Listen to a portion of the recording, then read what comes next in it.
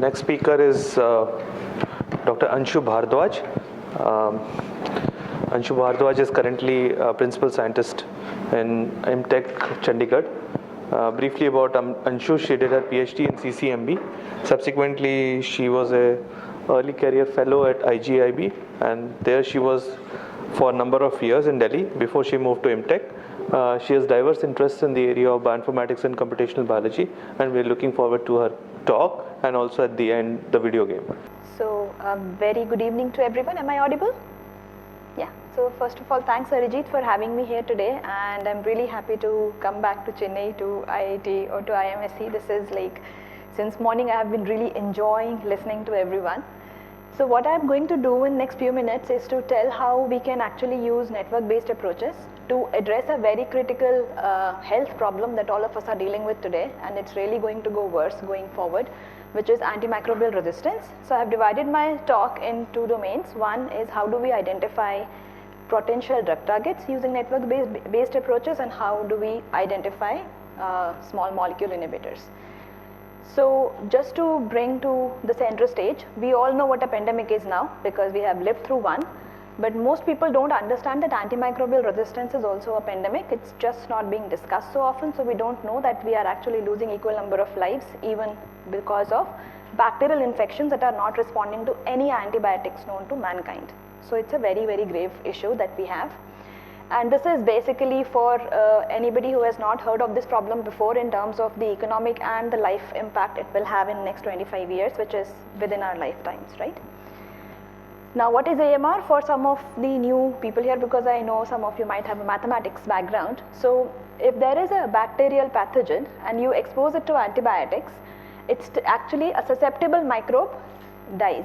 It will not survive, right? But if it is a drug resistant microbe, even in presence of antibiotic, it happily proliferates. So it's dividing in the presence of antibiotics, which means when you take antibiotics, the infection is not getting away.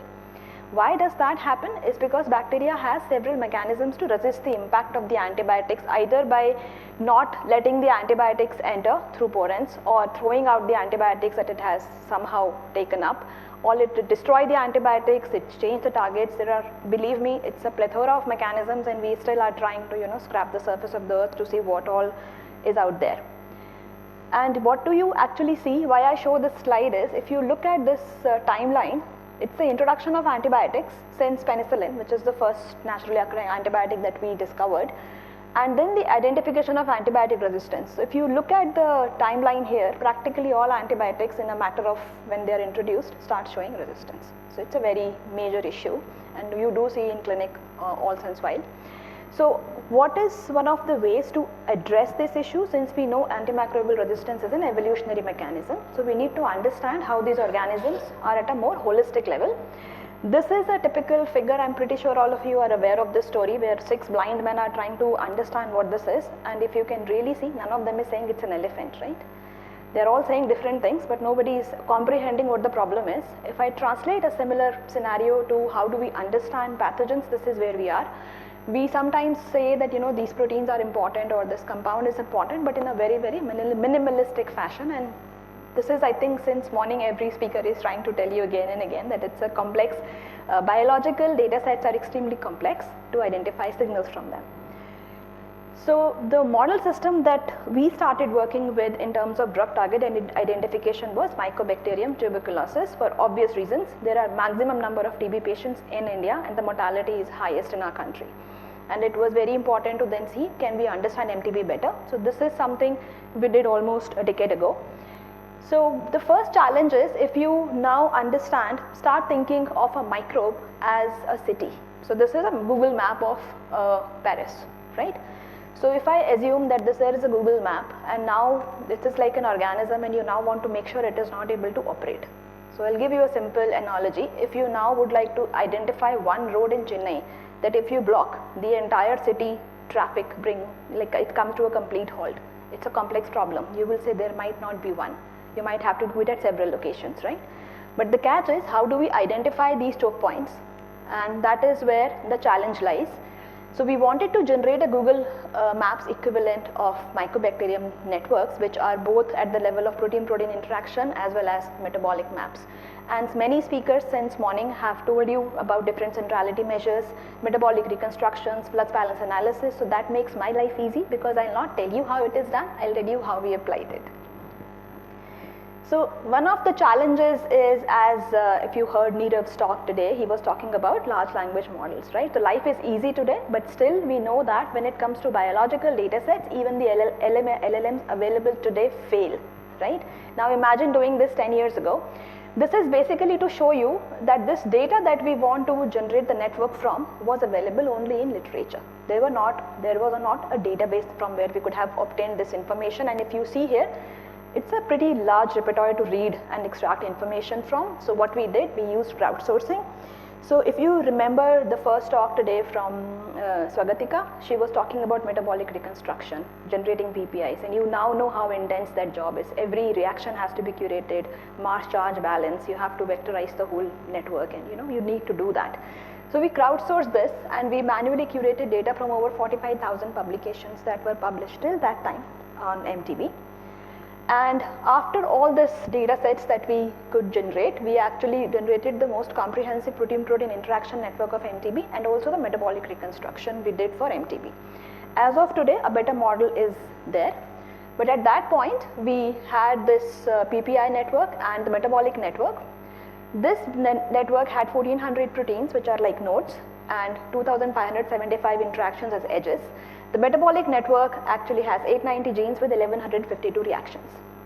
There are several papers on this that we published alongside, and the point is, when you analyze these networks and you identify important proteins in mycobacteria, how do you say it's a target? You need to do a lot of, you make sure that that particular protein structurally and at the sequence level are not present in the host. So let me begin with the first one. So I'm not describing the centrality measures in detail, but what we did with the protein-protein interaction network was to use betweenness centrality as our measure to identify which proteins are very critical in the network. We identified 17 such proteins, and I'm not sharing that data with you, that's a published paper. It turns out that those 17 proteins were forming a module in the bigger network, and this was not something that we envisaged, and they were feeding to the membrane biosynthesis pathway in mycobacteria, which happens to be very unique for mycobacterial class of pathogens. So this is primarily the overall picture where we did a lot of curation. So one outcome of our exercise was also that when we started working on mycobacteria, only function for 52% of the genome was annotated. When we finished this curation, it was 87%. So we actually value added the functional component of the mycobacterial proteins, and we identified drug targets. More than 5 of what we predicted is currently experimentally validated as well. So that's pretty much the part on PPIs. I would like to focus more on the metabolic network. So this is basically a big picture of what we could curate at that point. So this was the model that was available, and we built on INJ 661. The revised model, actually what we could do was with 961 metabolites, 1152 reactions and 890 genes, we could add a very large repertoire of new biosynthetic pathways, and these are all the pathways that we could map to IOSDD 890, the model that we developed. Now the challenge is that even when we were using flux balance analysis and the doubling of biomass as a measure to see, so say for example, these are media conditions that mycobacteria eats, and when you give it these reactions, it is basically generating the biomass. Now the question is, if you remove a particular protein from this network and you don't get a biomass, is when you say that this protein looks to be very critical for mycobacterial growth. Now one of the challenges looking at this kind of a network and saying, okay, this node is important, was not something which was very easy to comprehend. So we thought, why not actually do a better visualization of the same data sets.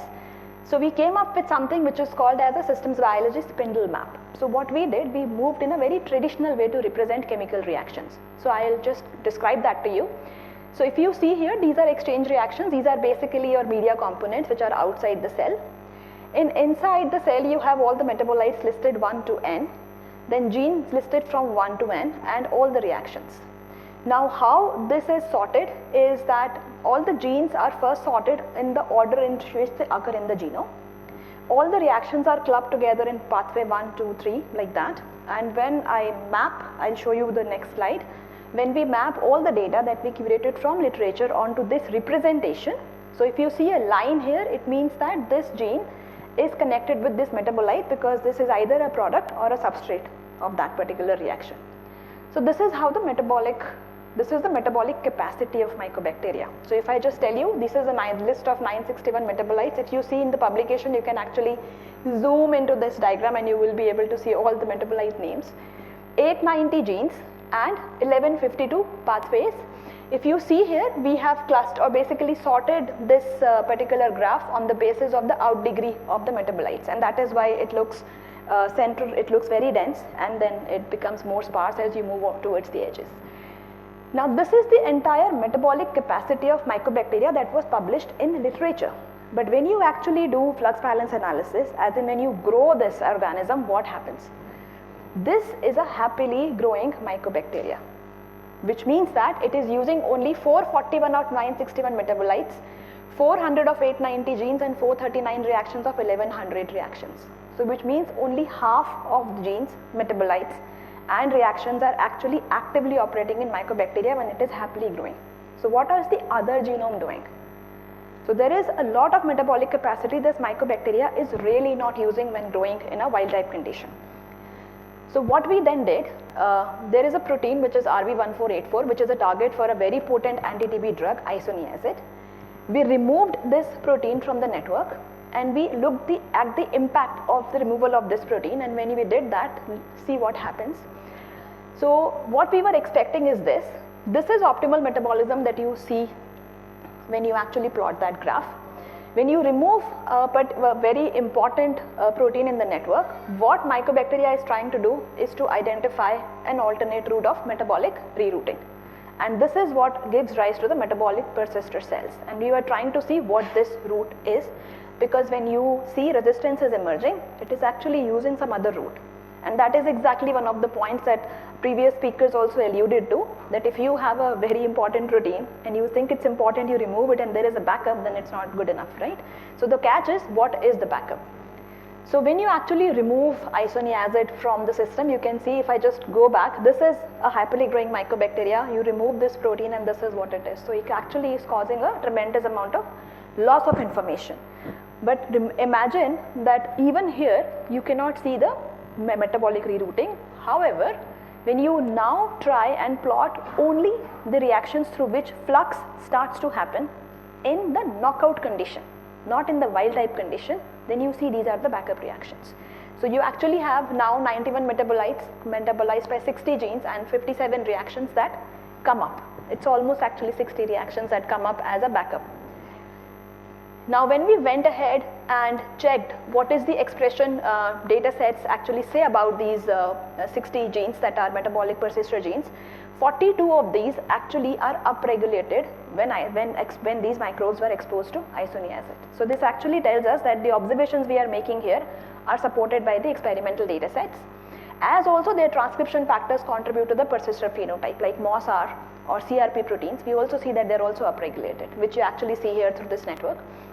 Another observation that we made, I'm not sure if you can see this, but we did this study on a very large set of TB targets, and what comes out is that the fatty acid metabolism is what mycobacteria triggers when it is responding to antibiotics, which means that fatty acid metabolism is something which works as a very strong backup mechanism for a large variety of antibiotic exposure in mycobacteria. Now this actually allows us to extend and extrapolate these kind of methods onto other data sets. So with that, I just wanted to very briefly tell you that this is a very, very old work. Right now, if you look at mycobacteria metabolic model, there is a better model that is available out there. But even with the information we had at that point, a lot of things, like say for example, we use metformin right now as an adjunct therapy to TB. So ours was the first group to really say how it is working by actually metabolic rerouting of NADH in the energy biosynthetic pathway in mycobacteria. So you actually can do gain a lot of mechanistic insight apart from identifying targets by using these kind of models. Now moving to the second part of the talk, as I told you, I'll be discussing one portion where we use networks for drug target identification. We used also networks to do basically identify small molecules, but not through the new drug discovery process because it takes a lot of time. Instead, what we were intending to do is to use drug repositioning, like networks and drug repositioning, because it takes less time. And one of the classical examples which make drug repurposing or drug repositioning very popular was the sildenafil, or as popularly known as Viagra, right? It was not really developed for erectile dysfunction, it was developed for angina. And when they were doing clinical trials, they found that it is actually not working here. It's like a negative impact, but it can be used somewhere else. So you know that drug repurposing then became very popular, and it's being done very systematically. And what is the whole hypothesis in drug repurposing is you have several drugs that act via a specific target. So you apply various measures of similarity between the drugs or the target and say, okay, can you repurpose drug 1 for target 2 or drug 2 for target 1? The reasons are not just hypothesis. There are papers which show that drugs tend to cluster by indication. They also tend to cluster by mechanism of action. So there is a lot of evidence to show that network biology can allow us to identify what combination of new drugs can be tried on targets that we already know. Network is not the only way to look at drug repurposing. There are genomic based methods, machine learning, deep learning, a lot of methods, and I would recommend the students who are interested in this to look at this book chapter where we have reviewed this entire repertoire of methods on drug repurposing for pathogens. So what we did in this work is very simple. You know Drug Bank, right? So Drug Bank is an online resource where you find drug target data sets on all the drugs that are being either currently prescribed or are in very advanced stages of development. So you have that information in Drug Bank. So if you see here, when we did this work, there were 6,630 drugs on 4,083 targets, of which 49 were TB targets. But if I just map this data set and show you this pie chart, what I'm trying to tell you here is the green one is where one target is acted upon by several drugs. The orange one tells you that one drug actually interacts with multiple targets. So despite the fact that we are making sure that one drug is acting via one target, there is tremendous amount of promiscuity in drug binding that you already see in something that we are prescribed, which means that any medicine you take, you might think it is going to protein X, but literature shows that it is going to 300 more proteins. So there are off-target interactions happening all the time, and probably that is why some drugs are working so well, because they're acting via polypharmacology. We don't understand that, but we know that there is a tremendous amount of promiscuity. It is only in 7% cases that there is one drug, one target interaction, which means 93% data you have promiscuous DDIs. So what we have in terms of drug target interaction were 15,824. So if you take your drugs and targets as nodes, this becomes your edges. The catch is this is a very, very sparse network to apply any kind of network biology on this. So what we did was to enrich the drug target edge list with gene ontology. So I'm not sure how many of you know of gene ontology, but it's a way of very categorically mapping function to individual genes. So we use the molecular function aspect of geo, and what we did, if say for example these are two drug targets, and if they share the same geoterm, we actually bring them in the network and create an edge. So what happened is when we enrich the network with geoterms, the drug bank DTIs are 15,000, and we could add new geo based DTIs which were 1,74,000. The reason is very simple. If two proteins are sharing the same function, the possibility of them having the same site and same ligand interactions are very high, which are not obvious by their name. And that is why instead of using name, we used function as a way to generate that edge. And when we use this kind of a model, then we applied an already existing method, which is network based inference. For some of you who are mathematicians might understand probability spreading better. So this is a method that allows, so this basically was an adopted method from recommendation systems. So it's very simple. So if you have this known drug target network which has 3 drugs interacting with these 4 targets, and this is the adjacent matrix that you look at, drugs and targets. So wherever there is an edge, it's a 1, where there is no edge, it's 0. So this is your initial resource, and what then you start doing is individual drug, say for example D1 is now actually interfacing with 3 targets, so it equally distributes the resource in the first pass to all the 3 targets. On its way back, the targets actually get back the information to the drug. Like say for example, if T2 received 1/3 from D1, but now since it is actually interfacing with 3 more targets, it is 1/3 multiplied by 1/3. So it is returning only 1/3 of the information. So you do a first pass, you do a second pass, and what you have is now a score that you will have coming from all the targets back to the drug. You multiply the two matrices and you actually have a matrix that allow you to predict these dotted lines, which are new drug target interactions, and we applied some logic in prioritizing them. So we actually took 20% of the max score for each target. We couldn't apply a common threshold because that's not feasible. And then we applied a combined weight-based evidence approach to say we are prioritizing only those targets which are essential. They have no role in drug resistance because that is exactly what we are addressing. We don't want something that mutates, and they should not have homology with human proteins. And we prioritized like that. If you look at this list, 10 targets, and the predicted drugs were antiviral, antifungal, bipolar disorders, nutraceuticals. This is just to give you a list in terms of which genes among which pathways and which are the known drugs that we are saying might work. Now the catch is, if you look at the discussion so far, we never accounted for the structure of the protein or the structure of the drug in our algorithm so far. How do we know this is really working? So what we did, so say for example, if you look at FOLP1, this is a known drug for FOLP1. A dotted line says that this is what we are predicting. And wherever you see a dotted line between a green box and a blue box, it means that these two structures are very similar at a Tanimoto similarity of 85%. So despite the fact that structural information was not built into the algorithm, at the end of the day, the predicted drugs shared a very high structural similarity with the known drugs for FOLP and some of the few targets. It's not for everything, but in few cases we do find that this is happening. So we then converted this into a pipeline which is available on GitHub, and now the catch is, we did it for TB, but imagine the algorithm is pretty generic in nature and can be applied to any organism, not just pathogens for that matter. It can be applied to any kind of drug repurposing methods.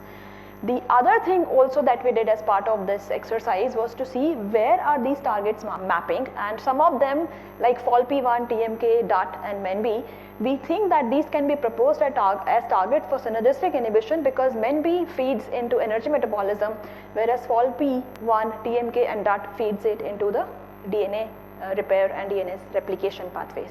So this is like a proposed synergistic inhibition because energy metabolism is something which is extremely heavily invested in. Like a lot of major pharmaceutical companies are working on energy metabolism of mycobacteria because that is why it shows a very strong persister phenotype. So this is pretty much, in this paper we got published in Journal of Cheminformatics a few years ago. There are other methods that we develop in the lab which are more structure based, but I'll not describe that. I'm just pointing you to the paper. These are methods where we came up with a completely different way of looking at binding pockets in protein targets. Again, today's focus is network, so I'm not going into the structure biology part of it. Since we are dealing with antimicrobial resistance, we also try and generate a lot of machine learning based methods to predict antibiofilm peptides. So DPAPS is a very interesting paper because the first author of this paper, when she published this work, she was finishing school. So now she is finishing her PhD in cryo-EM in York University, but she's a very, very young child at that point, and she did a extremely cool work with this method. This has over 90 citations today, but the point is that half of those citations actually experimentally validate what people are predicting from the web server. And when it comes to peptide synthesis, it's a very expensive thing to do. So most people are not synthesizing 100 or 200 peptides. They are synthesizing 2 or 3, and they are actually finding it useful in an experimental setting, which means that the method really is working in a more translational context, and that is what makes this a very important study. There are many, many projects going on in the lab because we would like to really target AMR from generating resource, developing new methods, and whatever is possible, whatever we know, we are trying to feed into the context of AMR. When I was at IMSC last time, I spoke about my mitochondrial diseases work here, which I not really discussed today. So we have been developing a lot of methods, and if any one of you would like to collaborate with us and guide us better in terms of what we are doing, we'll be really happy to do that.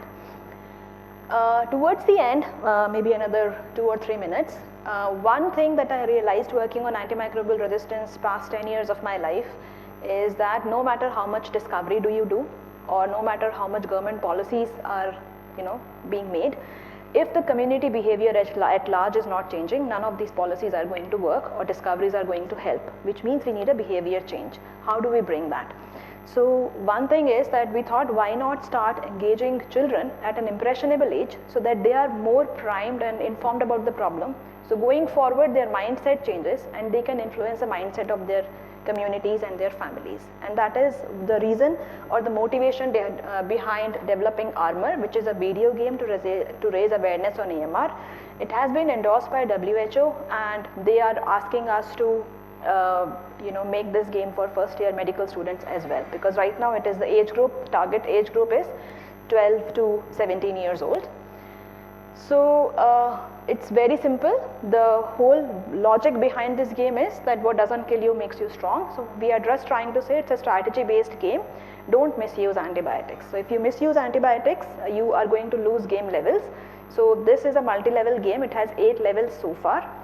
Because single level game, we did a lot of play test with existing games like Superbugs, Micromayhem, a lot of games, and one major point from the community is that it's a single level and it's not very interesting. And they really don't talk about any phenomenon of AMR. So this is how the story starts, because where do you start the game? You have to give player a challenge. So the challenge is like this. There are 2 kids playing in a park. They both get hurt. They go to a doctor. The doctor conducts certain test and it says, okay, it's a bacterial infection, I'm going to give you antibiotics. A week later, one of the child is fine, but the other one is not. And this is how the story starts. Now the player is given the assignment of finding out why the wound has not healed and how you can help heal the wound. So what I'm going to do is, instead of playing the game here, I've generated a very small teaser, like a 1-minute teaser on the game, so that you understand what the game is about. It doesn't show you the game interface, but it will give you a decent idea about it.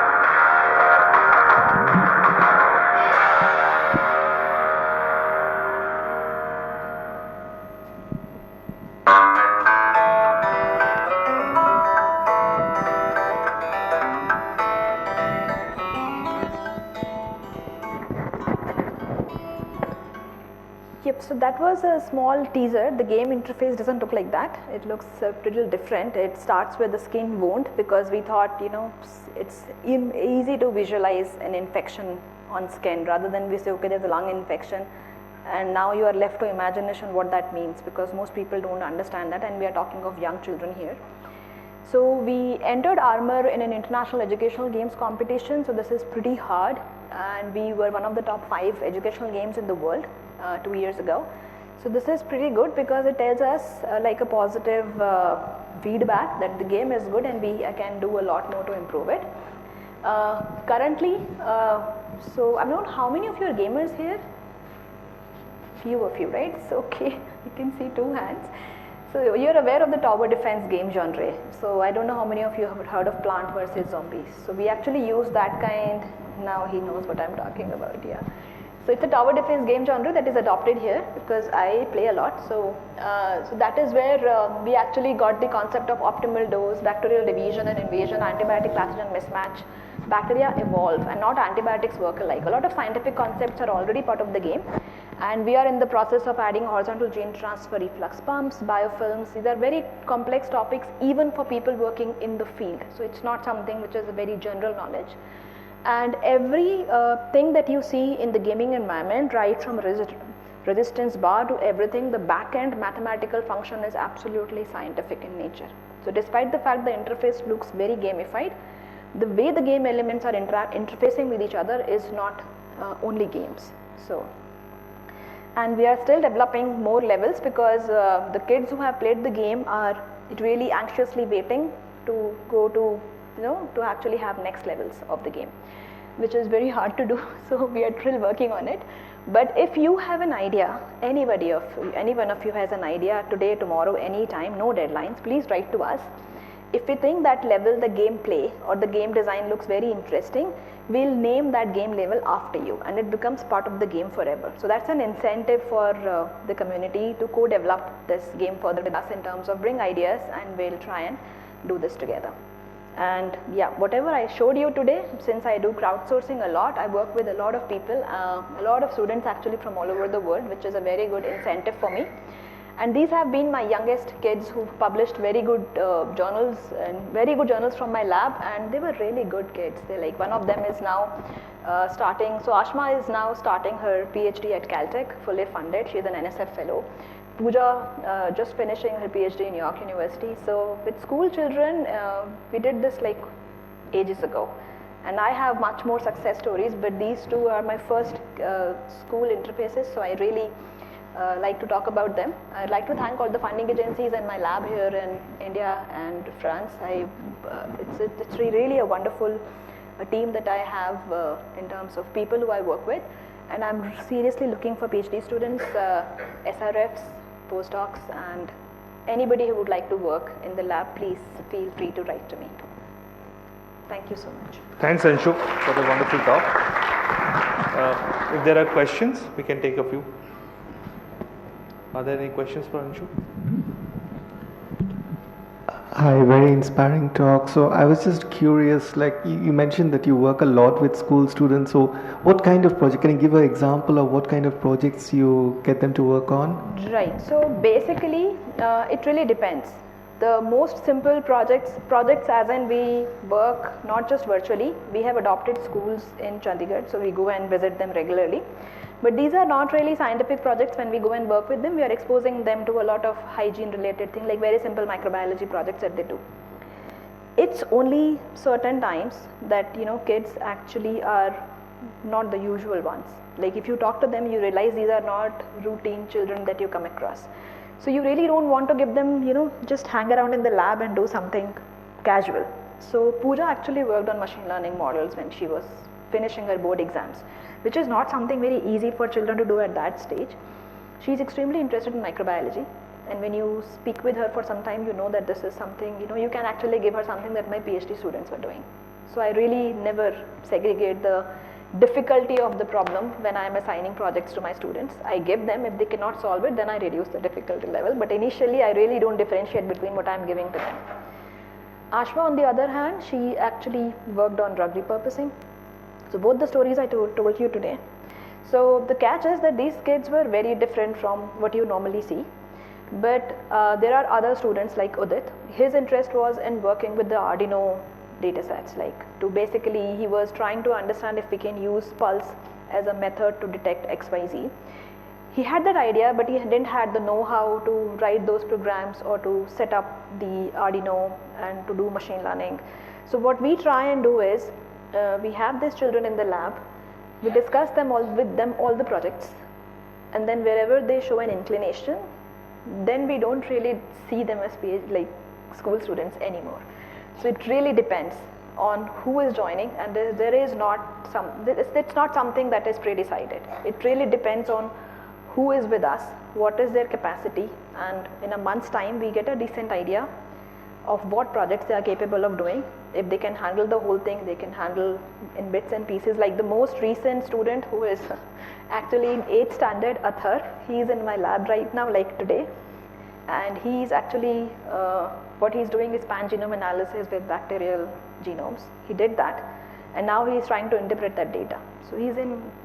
So the catch is, I have not given him a project any less than what my other students are doing. So how much can he do? We'll see in subsequent months. He has been in the lab for 1.5 months now. So he managed to learn Linux, awk and set commands. he could download genomes, he could do the pangenome, he understands what he's looking at. So yeah, let's see how far this goes. So it really depends. So depending on what work is going on in the lab, they're exposed to that. No further boundaries. questions? If not, let's thank Anshu for this wonderful talk.